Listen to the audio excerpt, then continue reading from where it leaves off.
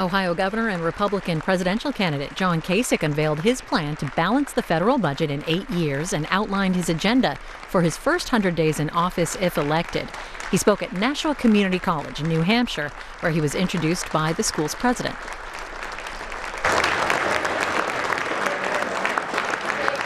Please be seated. It is my distinct honor to welcome all of you to this event. It is really exciting for me for many reasons. One, I'm a Buckeye, and we have the greatest band in the land at Ohio State University. And this is not a new place for Governor Kasich. He was our commencement speaker in 2000. He's been here a number of times, so this is like old home week for us to have the governor back. So we're really pleased to have him here. I would also like to thank our students, part of our student forum, our chancellor, Dr. Ross Cattell, who's also a renowned economist nationally, and as well in the audience is our chair, Paul Holloway, and I would like to welcome all of you here, and I will now turn it over to the governor. Governor? Thank you, Doctor.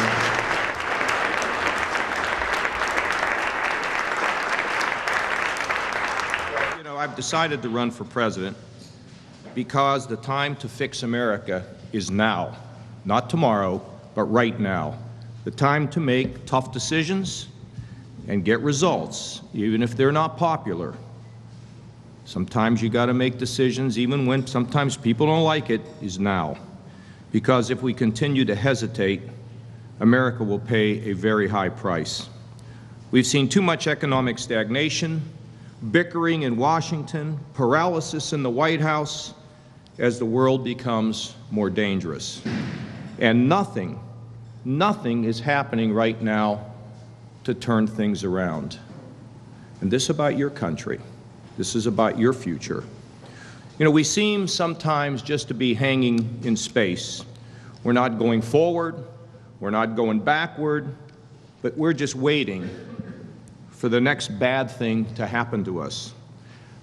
In my lifetime, I can't remember a time when our nation waits for bad things to happen to us. We need to take control of our future, and we've got to do it right now. That's why I'm laying out a strategy today that will help us produce the results that we need. Folks, all the politics, all the focus groups, all the polls, all the TV ratings need to go out the window, and we need to come together. We need to come together to do what's in the best interests of our country. Lead. Sometimes it's lonely. Lead. No popularity polls. Just get the job done. And it starts with the single most important thing that we can do, which is to grow American prosperity in the 21st century. Creating the climate for job growth is one of our greatest moral purposes. When we have jobs, we can take care of our families. We can participate in the life of our communities. And most important, we can reach our God-given potential to live a life that we were made to live. A strong economy also makes possible the military. That's what keeps us safe and secure. It's the fundamental purpose of the federal government, and it allows us to be able to take care of each other when times are particularly tough. Let me be clear, the government does not create jobs. Americans do. We do it by our creativity, by our risk-taking, and by our hard work. Therefore, the first thing that Washington must do is to get out of the way. Because when government steps back, we can step forward. And after all, isn't this country about all of us? Not the big shots in Washington. It's about us, in our communities, in our families, here in a great community college. You know, government, I've always believed, should be the last resort, never the first resort. When government is the first resort, it oversteps its bounds. You know, with taxes that are too high, spending we can't afford, and red tape that kills jobs. We shouldn't let Washington do things that we can do better for ourselves right back here at home. Those folks way far away, they can't run our lives. We've got to run our lives. You know, America is a large and dynamic place. Getting it growing again is not about checking off a few boxes with these focus group policy proposals that are disconnected from reality, and we've seen them, nor is it about just being a good administrator. It's about having a vision. It's about an underlying conservative philosophy for getting America back to work. Then you need to bring people together, and then you must have the strength to get results. Talk is cheap. Standing on a corner and yelling and screaming is like a clanging bell if you cannot accomplish anything. In my life, you know, I've done things and have accomplished things throughout my career. I led the effort to balance the federal budget for the first time in a generation. It wasn't easy, folks. You step on a lot of toes when you shake things from top to bottom. Many people opposed it. A lot of fighting, but we did it, and it produced results. But Washington took its eye off the ball.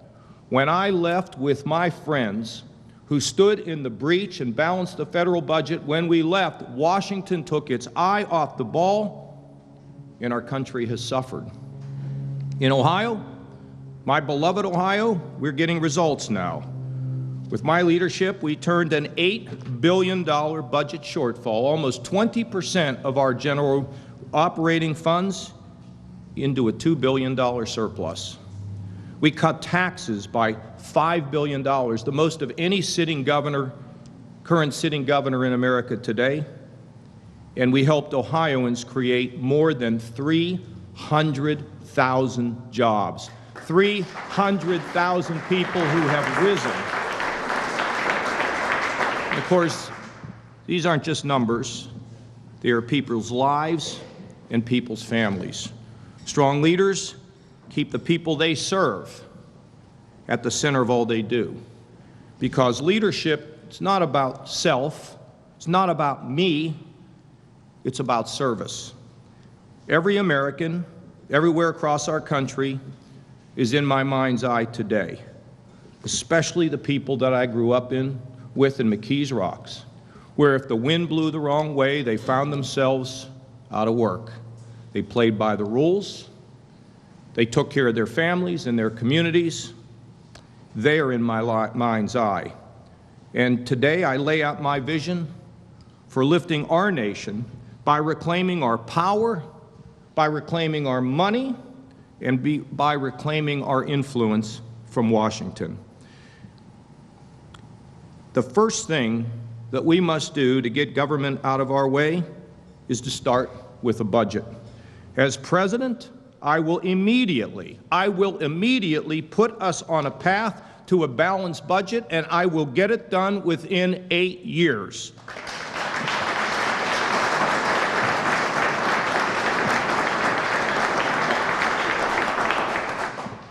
I went to a meeting the other day where they said we could do it by 2030. Too long, too much debt. Within the first 100 days, we will have that plan to balance the budget in 8 years. And to keep it balanced, I will start the process to amend our Constitution to require Washington to balance its budget every single year, like states and like families in America. We need a constitutional amendment to force them to balance their budget and to do its job. And I hope you will support me in that. A balanced budget helps create jobs because it makes more room in the economy for businesses to thrive and to create jobs. Right over here, you can see the federal debt clock, $18 trillion plus. It's pretty amazing, isn't it? That's what we've rung up, and that's what you have to pay. To the students here today, think about what this means for you. It means $57,000 in debt that each one of you, $57,000 in debt that each one of you have to carry. And that includes my two 15-year-old twin daughters. Putting that on their back. We've got to stop it. And think what you could do with this money to help yourself without having to pay that debt if we could begin to erase it. I served in Congress and led the committee that wrote the government's budget, and I was the chief architect of the first balanced budget in a generation. When we balanced the budget, it unleashed job creation and began paying down the debt. In Ohio, I have written 3 balanced budgets, and the last one just 3.5 months ago. This is something that I know how to do and something that I have done throughout my career.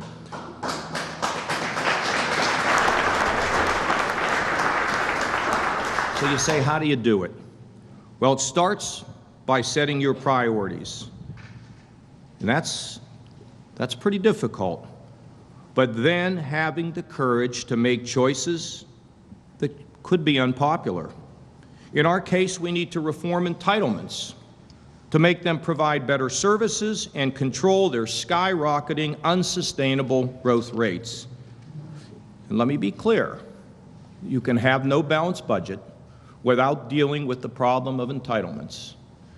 To change those entitlements in such a way that we can make them sustainable, but yet delivering the services that our people need.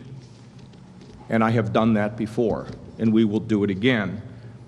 There's also plenty of, there's a surprise, there's plenty of waste in Washington's day-to-day operations that can be cut.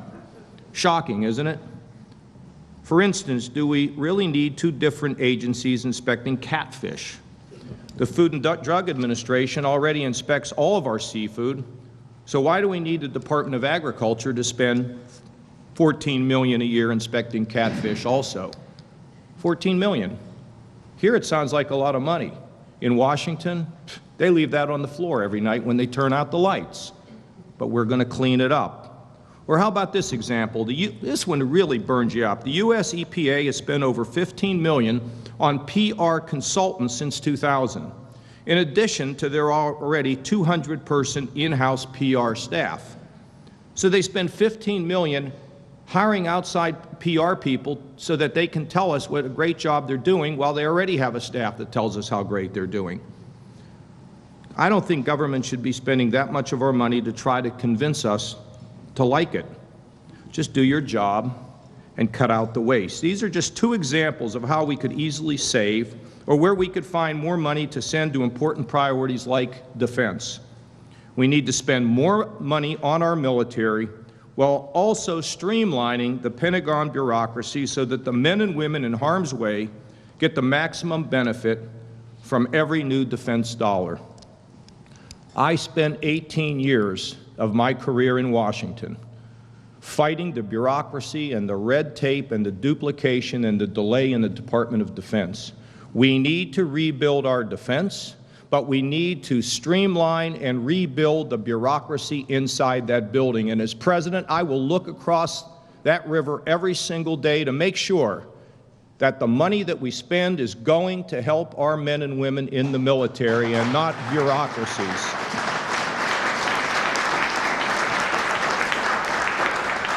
Well, America's taxes are also too high. We'll cut them so Americans have more money in their own pockets, more control over their own lives, and better job opportunities. Look, you know better how to spend the money you have in your pocket than sending it to somebody in Washington so they can figure out what's best for you. In Ohio, as I've mentioned, we cut taxes by $5 billion while turning that $8 billion projected shortfall into $2 billion surplus. As president, I'm going to cut taxes here also. And we will not only cut taxes, but we will balance our budget in 8 years, both of them. Because to balance a budget, you need economic growth while at the same time you manage your spending. Both of them lead us to a balanced budget, which ultimately can lead us to a place where we begin to pay down our national debt. President Reagan, he set the top income tax rate at 28% and unleashed a decade of growth. That's where America's top rate should be today. We're also going to kill the death tax because no one should have to visit the undertaker and the tax collector on the same day. Small businesses should be able to pass those businesses on to their children without having to sell the business to pay the taxes, most of which they've already paid. And by the way, we killed the death tax in Ohio, and small businesses really appreciate it. Low-income Americans also need tax cuts, targeted just for them. We increased the Earned Income Tax Credit by 10%, and we eliminate fraud in the system in order to save taxpayers money and reward low-income workers at the same time. The philosophy is, as we bring down the lower rate to provide incentives for more investment, more risk-taking, and more hard work and more job creation, we also want to provide the tax relief to people who are at the lower end so they have incentives to work harder and get ahead, not be punished because they put more time in. It's an accordion. Bring the top down and help those at the bottom to become more successful. For businesses, the top rate will be 25%. This brings us back to a level that is globally competitive. To help job creators get the machinery and equipment to grow and be more productive, they'll be able to deduct the full cost of those investments in the same year that they buy them. Folks, when business has the incentive to put the equipment in the operation so workers can be more productive, workers will get higher wages. And in our state, wages are growing faster than the national average. I mean, it helps these businesses to create more jobs and, of course, to pay those higher wages. And by cutting tax rates and simplifying the tax code, we're going to also make it possible for businesses to bring back to the U.S. the money they've been storing overseas. Companies are making profits. We believe they have an estimated $2 trillion in profits that are sitting in Europe, that they're beginning to invest in Europe instead of the United States of America. Wouldn't you like to have that money come back here so they begin to invest in American jobs and American factories and in American equipment? Well, that's exactly what we're going to do. We're going to cut those taxes because they really do want to invest here. But we've clobbered them, and we've made it very difficult for them to bring that money home. You talk about a stimulus package? This could be the most successful stimulus package I've ever seen by letting the private sector do the things that they want to do to invest here in the United States of America. And to spark a wave of research and innovation, we must strengthen the research and development tax credit, especially for small businesses. So when you young people create a small business and you're inventing the new Google, we're going to give you an incentive to do it, make our lives easier. In addition to lower taxes, America needs a fair and honest tax collection system. Look, I got some words here on a page. We're going to change the IRS. No more something that we live in fear of, that has bias, that has targeted people. No more. We will clean up the IRS, and that is one thing everybody in America will agree to. So there are other parts of our government that are just as inefficient as the IRS. The red tape and regulations that steadily flow from government agencies are drowning our job creators. They often don't reflect the will of Congress or have regard for sound science or the law. We can fix this by returning common sense to agency regulations. We start by giving America a one-year break from all new major regulations so we can catch our breath. No more rules and regulations from Washington for 1 year so we can begin to get on top of this. We'll rebuild our regulatory system and rid it of the abuses and the mistakes we've seen in recent years. Bad regulations can do more harm than good, so we will require real cost-benefit analysis. In other words, the benefit ought to outweigh the cost, and we ought to apply it. We give lip service to it. Well, we're going to change it, and we're going to ask Congress to make this mandatory. And I will also call on Congress to do their job to require that any new regulation that costs more than $100 million goes back to them for approval. No more regulators out there just passing all these laws that they were never elected to do. Congress has a responsibility to control it, and we will make sure that it happens, and to make sure that job creators have a fair chance when they object to an agency's decision. We're going to create a court of common sense, and it's going to be made up of real Americans who I will appoint as the President, who will review agency decisions that we think does not reflect common sense. You'll have somewhere to go, and someone who will listen to you, and perhaps even someone who will fight for you. Today, a small business that wants to fight an EPA decision can sue in federal court. Yeah, try that, right? And go bankrupt hiring lawyers. Or it must use the agency's own appeals process, staffed by its own bureaucrats. So we go to the agency and we appeal, and the people who work in the agency tell us if we're right and wrong. That really works out great, doesn't it?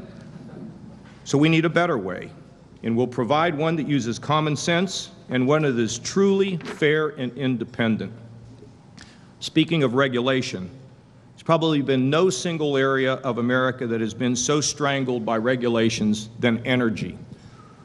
Why has Washington worked so hard to keep America from harnessing its energy advantage? We have to restore common sense, and we have to set people free to make us energy independent in North America, and particularly here in America.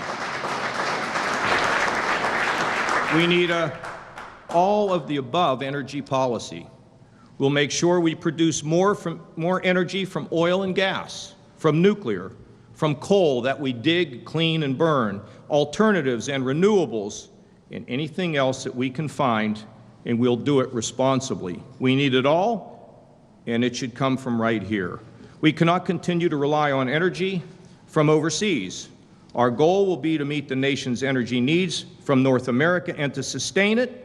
And with the right policies in place, we can work with our closest neighbors, Canada and Mexico, to take care of our own needs without having to constantly depend on far-off countries and dangerous parts of the world. And that means approving the Keystone Pipeline to get more oil safely and quickly into the United States. Enough with the delays. We will approve the Keystone Pipeline because energy freedom is a matter of national security. We don't want wars when it's all about energy. When we can do what we need to do in America to be energy independent, and we are on the road to getting it done. And when I am president, we will accomplish it. Just as we set ourselves free from energy from overseas, we've got to be smarter and stronger about trading with countries overseas. You know, we're inventors. We love to make things in America. We make the best products in the world, and open markets can create new jobs for us right here at home. Trade can also make the world more stable and advance our national interests. But I have to tell you, too often, Washington gives us the false choice between free trade or no trade. We have to reject that, and we have to become better negotiators of the trade pacts that we want to put in place. And I will tell you, we should only agree to deals that are fair to American workers. And you know what that means? That includes taking a firm stand against countries that cheat, that sponsor cyber attacks to steal our inventions, or those countries that manipulate their currencies to get an advantage over the American worker. You understand this in New Hampshire. We understand it in Ohio. When people cheat, we will call them on it, and we will have an expedited process to stand up for the American worker. And that is critical when we talk about the issue of trade. You know, we can't let these issues delay whenever we see violations of trade agreements, because bureaucratic wheels grind so slowly. We'll bring them fast. We'll make sure that we do a better job of protecting America from getting ripped off. It's essential that we are open to trade for a variety of reasons. but it's also important that we enforce those agreements effectively. You know, the jobs we talk about will not be in Washington. They're not going to be created by government. They're going to be created by Americans in towns like Nashua and Manchester and in my hometown of Westerville. That's where we live and where the power of our nation comes from. It's time to make Washington respect that again, and as president, I'm going to work to transfer power, money, and influence out of Washington and back to where we live, where we work, in the states and the towns across this country. And it starts with education.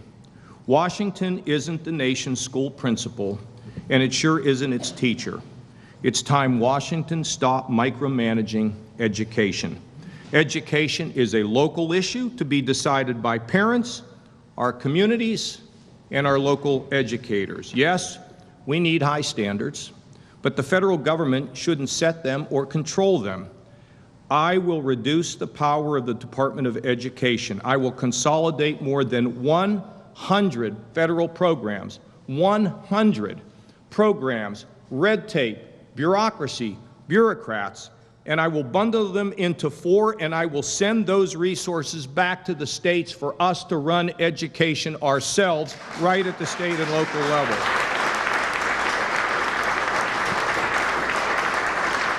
As president, I look forward to traveling the country to share the best ideas for our states and for local school districts that are improving education.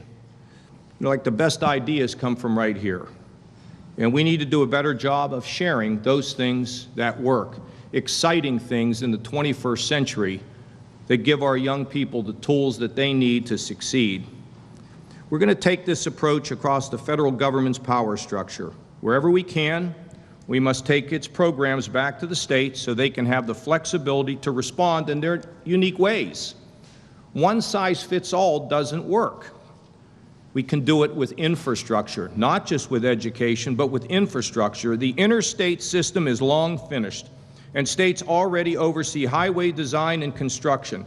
There is no need for a costly federal highway bureaucracy that takes our money and gives it to somebody else. I will return federal gas taxes to the states, leaving a sliver with the federal government for truly national needs. Then I will downsize the Department of Transportation and give it a smaller role supporting states with research and safety standards.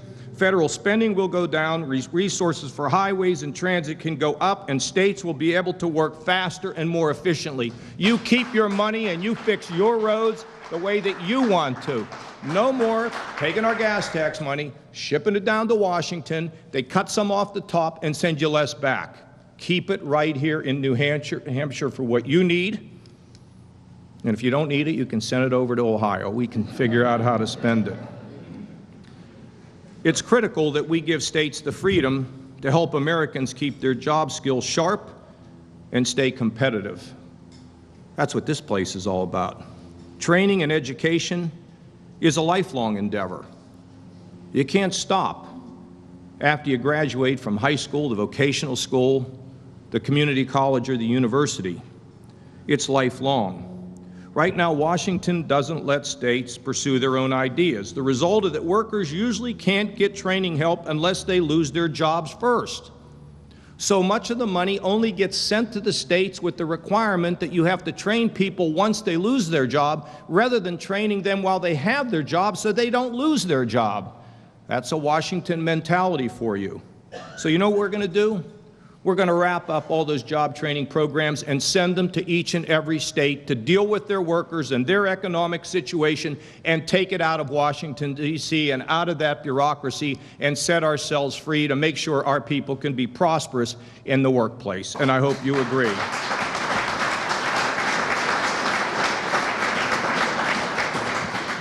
I'll send Medicaid back to the states as well.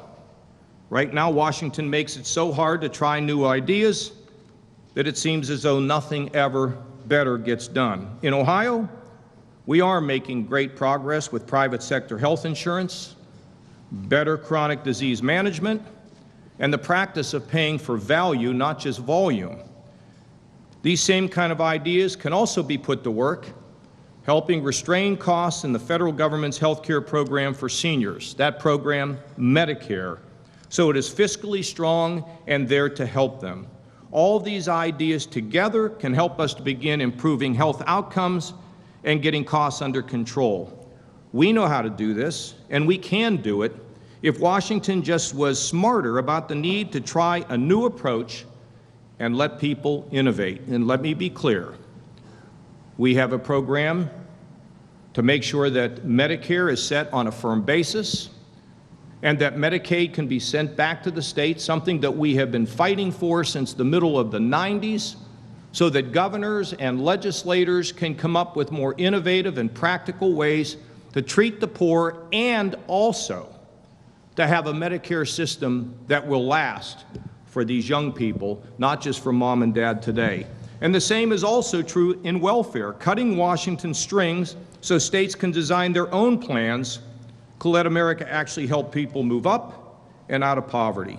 In Ohio, we tried to be very innovative, guided by the same idea that my mother used to say. It's a sin not to help somebody who needs help, but it is equally a sin to continue to help someone who needs to learn how to help themselves. At this very time, we are asking the federal government for permission to allow our people on public assistance to be able to get education so they can get a job, and we've got to ask the federal government to approve this. It's nonsense. Let me run it. Let my legislature run it. Let us tailor a welfare program in Ohio that you can learn from here, and one here that we can learn from in my state and all across this country. This is our country, and we make the choices that decide its future. If we want security and prosperity, lives with good futures, opportunities for our kids, and something to pass on to those we love, we need to make it happen, and we need to make it happen now.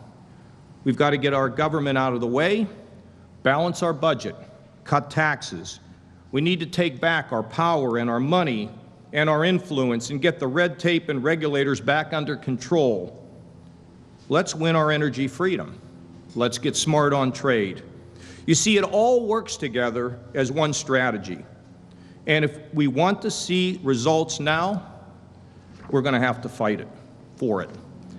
I'm fighting for the 50-year-old woman who lost her job in this bad economy, and for the businesses that could grow and give her a new opportunity if they weren't drowning in high taxes and red tape. I'm fighting for the startups with breakthrough ideas that could hire the single mom struggling to provide a future for her kids. I'm fighting for the men and women whose wages have been flat for 7 years. I'm fighting for the young people with their whole lives ahead of them, wondering if they will have the same opportunities as the generation before them. The ideas I'm putting out today are for every American who wants a better and brighter future. They are for all of us. Is it easy? Are you kidding me? Oh, it's extremely hard to get this done. But this is doable. This is doable and achievable to help our country. There are going to be a lot of people working against this. That's inevitable. I have faced it all of my lifetime. There's going to be skeptics. But I'm going to tell you, I become president relying on you for your help and support.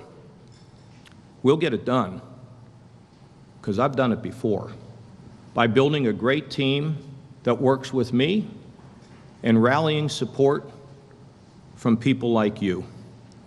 We're going to come together and rally people behind the changes we all know that need to be made. We've got to make them happen now. No more fooling around, no more delay, no more confusion, no more inexperience, no more polls, no more focus groups. Now we need to get this done.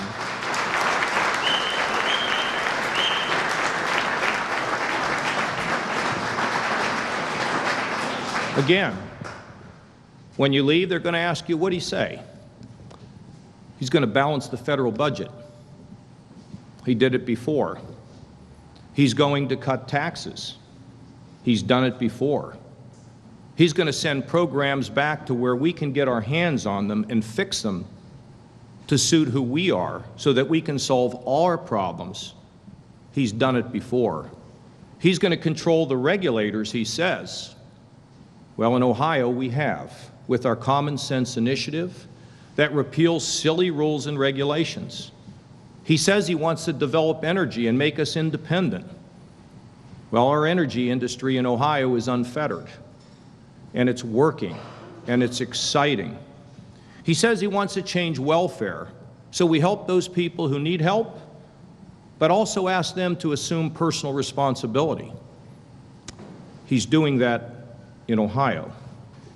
He said we need to stand up and protect the American worker while at the same time we reach across the oceans to make sure that our products can find markets. But if we get cheated, he'll fight back. You can count on it. Folks, I got into this race.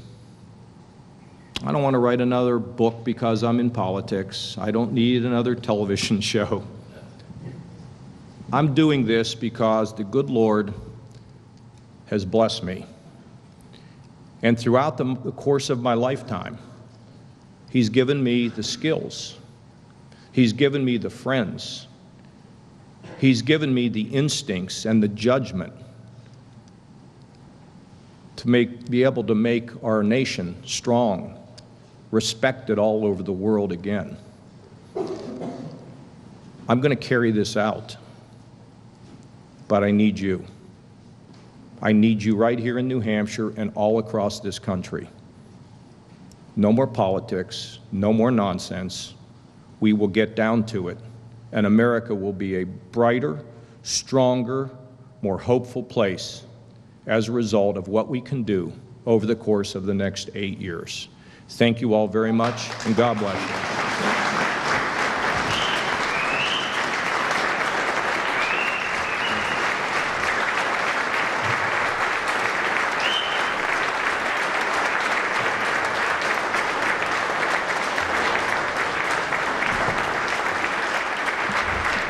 Thank you. Thank you, Governor Kasich. The governor has been kind enough and generous with his time to participate in our student forum, First in the Nation Primary Forum. But before we begin, I would like to introduce Dr. Ross Cattell, our chancellor, to talk about the forum. Dr. Thank you, Governor Kasich. The New Hampshire's community colleges are hosting forums across our 7 colleges so students get to engage with the candidates and ask questions to the candidates. As you talked about America's futures, our students at Nashua Community College and across our community colleges, our 27,000 students, are the future of our country. And they have a huge stake in this election. And we want to take advantage of the 100th anniversary of New Hampshire's First in the Nation primary to make sure students have a voice in this campaign and get to directly engage with the candidates. And our students are here. They're looking forward to this opportunity, and we thank you, Governor Kasich, for you taking their questions.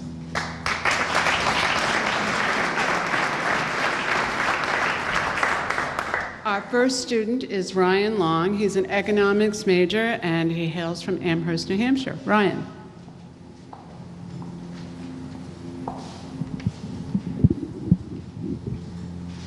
How you doing today, Governor Kasich? I'm doing very well. That's good. You know why God invented economists? To make astrologers look accurate. Sounds good to me.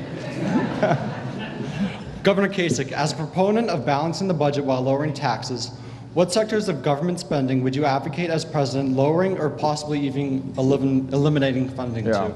Well, we're first of all, on the non-defense discretionary, we're going to freeze that for 8 years as a starting point. At the end, I'm not sure it will even fare that well as we dig in and get under the hood.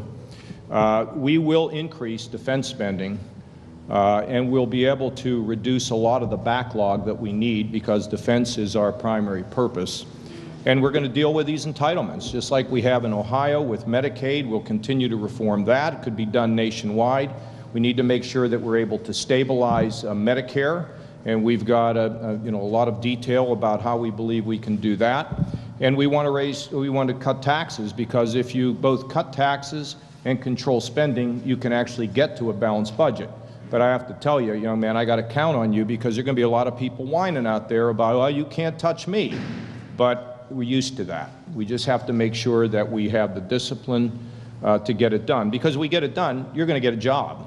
That's what this is all about. It's all about raising America to a level where people really have opportunity and we have job creation.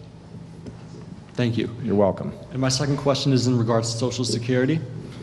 With retirement age for collecting Social Security being increased to 67 for people born after the year 1960, younger people have found themselves less likely to have a job. In fact, people between the ages of 20 and 24 have an unemployment rate of 9.1%, according to the Bureau of Labor Statistics. This is near 4% higher than the national average.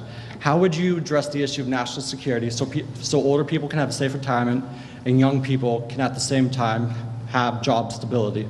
Well, there's a lot of people, that a lot of 18-year-olds think they have a better chance of seeing a UFO than a Social Security check.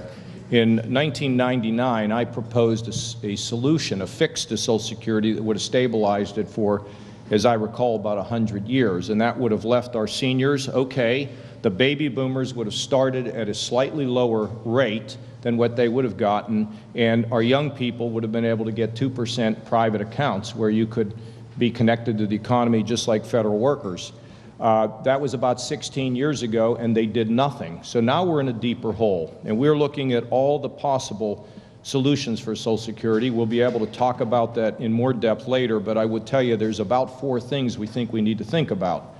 We need to deal with the issue of early retirement.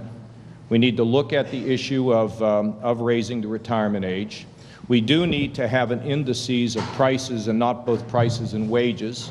Those things will get us in a pretty good place, and we have to think about a disconnect between what we pay in and the benefits we get out.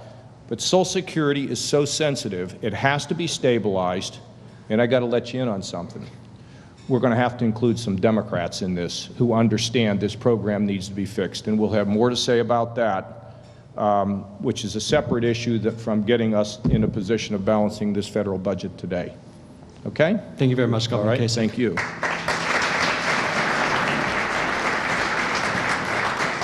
Our second student is Amanda DeLude, and she's a communications major, and she hails from Hudson. Amanda?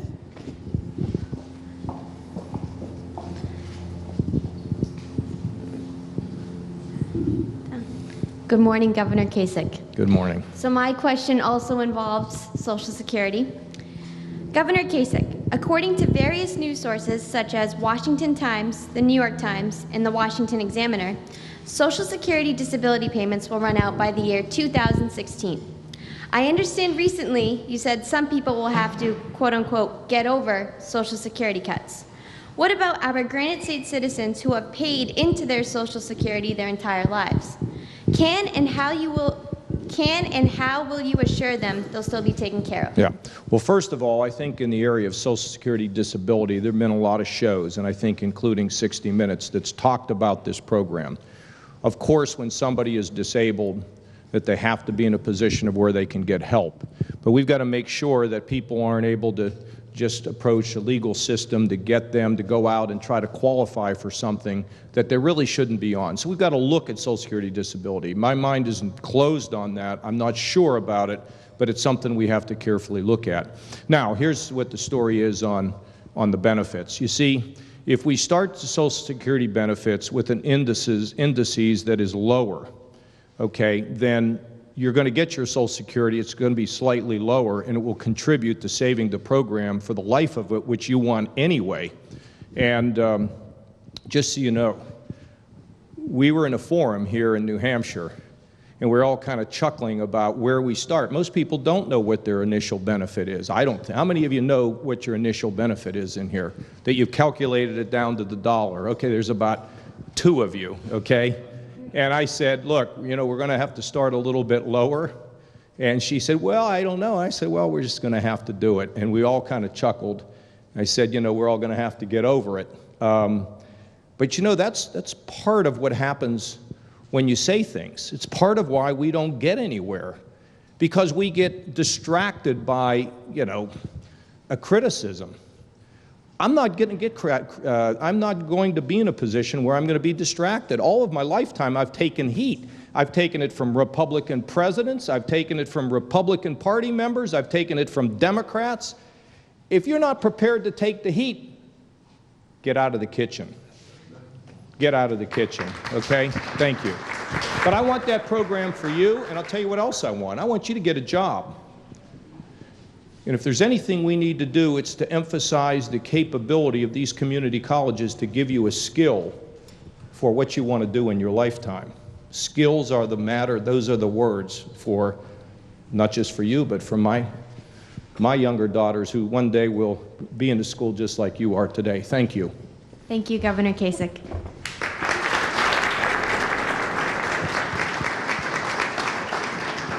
Good job. Our third student is Nate Madden, and he's a liberal arts major, and he hails from Nashua. Nate. How are you? Good to see you. Governor, you served 6 years as chairman of House Budget in Ohio and have balanced their budget. What procedures will you take to balance the national budget? And also, would you consider modifying the tax code and getting rid of loopholes? Yeah, I used to say that we always want to look at provisions in the code that were put there by special interest groups. Back in the old days when I was in Congress, I used to say if we can reform welfare for poor people, we ought to reform welfare for rich people too, right? I mean, that's what's fair is fair. So we would look at all of those. Sometimes those loopholes are legitimately loopholes, and sometimes they're not. They're necessary. For example, the research and development tax credit. Some might call it a loophole. I consider it essential for the development of new technologies. You have to scour everything. Let me suggest how you do. You look at every single program. You say, is the program working? Is it not working? You got to remember, every program has somebody that supports it. Is it working? Is it not working? Can it be privatized? If we see it in the yellow pages, does government need to do it? Can we make it work better, more effectively? And you just go through all of that, and nobody gets a favor. Everything gets looked at appropriately, because the time you come off the moral high ground is the minute where it's pretty hard to lead. So we'll look at everything, including these kinds of things that you call, and I used to call loopholes. I used to aggravate everybody when I said that. You remember those days, Sununu? So, yeah, we'll look at everything. Maybe you could come and be a junior partner and help us look at some things. Maybe. Okay? My second question, Governor, would you support a universal basic income that would lighten the burden of poverty on the working class? Well, our tax bill would be in a position where a lot of people wouldn't be paying income taxes. They'd be paying other taxes, significant other taxes, but we want to make sure we give people an incentive. And here I propose the Earned Income Tax Credit, which I fought for when I was a congressman. A lot of people in my party didn't like it. I thought it was important to give people an incentive to be able to rise. The other thing that we've done in Ohio is if you are a working mom, we are raising the amount of money you can make to 300% of poverty without losing your child care. There are many rules and regulations that keep you from being able to rise because you lose more than you gain. We have to remove that and make sure we tailor our welfare system to encouraging independence, not continued dependence. Okay? Thank you, Governor. Our next student is Carolyn Nee, and she's a major in international relations, and she comes from New Boston, New Hampshire. Carolyn? Hello. My question for you today is, where do you stand on President Barack Obama's proposed free 2-year community college? If you are for it, can you inform us on how or where the money will come from to pay for it, and who will receive it? Well, after you can give everybody free college, we can put a chicken in every pot. We have to pay for things, right? You'd like to have a new car, wouldn't you? Yes. Would you like a new car? I can't just give you one for free. But here's the thing. We have to learn to control the costs of higher education. And that comes, number one, to leadership, Mr. Provost. That means sometimes you got to aggravate the faculty, the people that work around here, to take costs out. In Ohio now, we have just had a group of business people come in with a series of about 25 recommendations to reduce costs. And let me give you an example. You're going to believe this. I don't think so. Ohio, you ever heard of Ohio State? Yes. Yes, it's a little school in the Midwest. And what is your name? Carolyn. Carolyn. So Carolyn, Ohio State's president, Gordon Gee, who's a great man, made a decision that he wanted to lease the parking garages and parking lots. Because he said, why is a university running a parking garage? He was fought tooth and nail. He finally got it through, and Ohio State leased those parking lots and parking garages, still maintains control, and is receiving $500 million that can be used to help students with scholarships or reduce costs. In Bowling Green, they have now outsourced their dining. Why is a university running a dining facility? It ought to be done by the private sector, and guess what? I understand the students like the food in the private more than they did when the university ran it. So we need to scour everything to reduce costs, because if these costs keep rising, students are just going to go to online education at a fraction of the cost, and it's going to become more creative. And let me suggest one other thing. When you enter this school, you ought to have somebody who virtually guides you every week. What do you want to be? What do you want to do? What courses are you taking? Are you on track? And I'm here to be your helper. And we need to know what the in-demand jobs are, so we're not out there getting an education for basket weaving when there are no basket weaving jobs anymore. The other thing is, I don't believe that universities or community colleges should be paid one dime for overhead. They should be reimbursed by government when a student completes a course or graduates. Anything short of that will result in high costs and without putting you at the top of the heap for what our priorities are. Yes. Thank you. You have another one? Yes, I do. All right. Should able-bodied, mentally capable adults who receive welfare be required to work? If so, how would you monitor this? Well, when I was in Congress, we worked to say that if you get food stamps and you're able-bodied in areas where you don't have high unemployment, you need to do community service at least 20 hours a week. And I think the same is true with welfare. Look, fostering a culture of dependency helps no one. It doesn't help the person on welfare, and it doesn't help the children who are in the family. But let's not think this is easy. You grow up, young person, you wake up in the morning, you don't have a stable family, you hear gunshots, and you wonder about going to school. And you don't have anybody that's given you the love and the encouragement you need. All of these people are made in the image of the Lord. They are not to be discarded. They are not to be demeaned. They need to be lifted.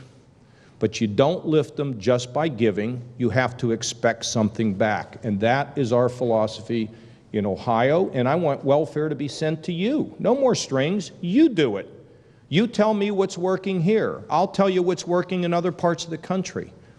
So it's about, just like my mother used to say, it's a sin not to help people who need help, but it's equally a sin to continue to help people who need to learn how to help themselves. Yes, sir. But these are difficult problems, and our schools at the local level must be made excellent. And that is not up to a president, it is up to you, us.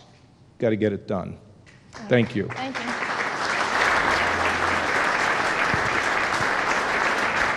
And our last student speaker is Evan Richardson, and he's a criminal justice major, and he hails from Nashua, New Hampshire.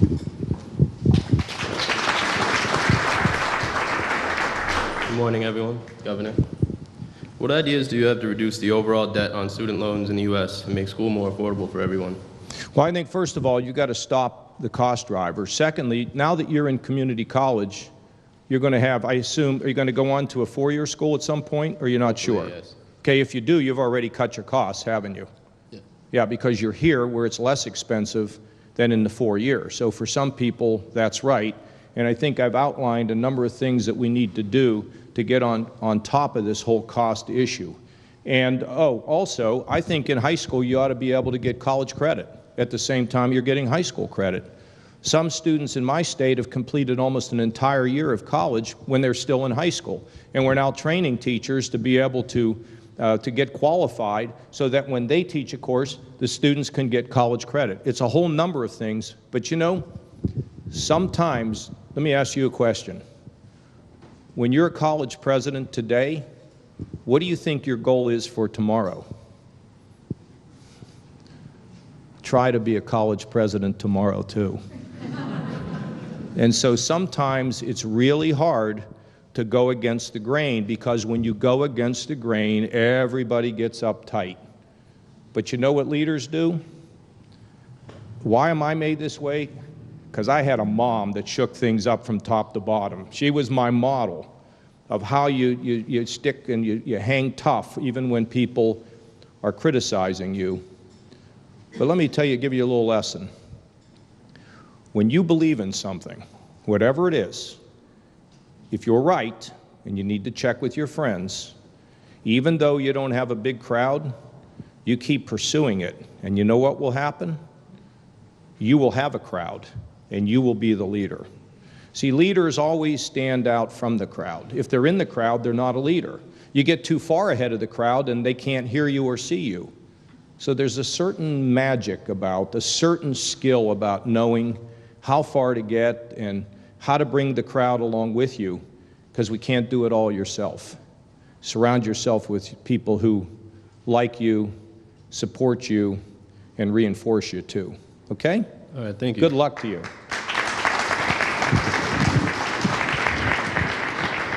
My second question. Oh, you got another question. I thought I was done. One more. What's an acceptable number of immigrants to let into the U.S. each year, and how will you control this number? Our country has always taken pride in opening its doors to immigrants and refugees. What is your plan to help these people without putting a strain on our social services? Well, we have immigration law that limits who comes in, and that can all be looked at, but of course now we don't have any way to protect ourselves from people who just kind of walk into the country. And I was talking to a man that asked me, he said, I agree with everything that you think on immigration, except I'm not in favor of a wall. And I said to him, where do you live? He said, well, I live in Texas and I live in Washington, D.C. I said, do you lock your doors at night? He said, well, I do. I said, well, shouldn't a country lock its doors? And so we have to finish that wall. We've got to make sure we can control our borders for a whole variety of reasons. But then we ought to have a little guest worker program so people can come in and out legally. And for the ones that are here, if they haven't violated the law, we'll make them pay a penalty. They can get a path to legalization. And then I think we can look at our entire immigration program, because we want to be, I wouldn't be here today. My mother, her mother couldn't barely speak English. She's Yugoslavian. My father's parents, they came over. We weren't even sure at one point what our real name was, because my grandfather may have taken the name of a family that he came over on the boat with.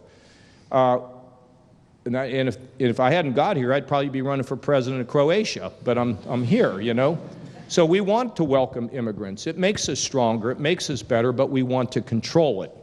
And we don't want people to come here just to get on some benefit. We want people to come here to assimilate themselves and get work and contribute, which I believe that most of them do. Okay? Thank you. Thank you very much.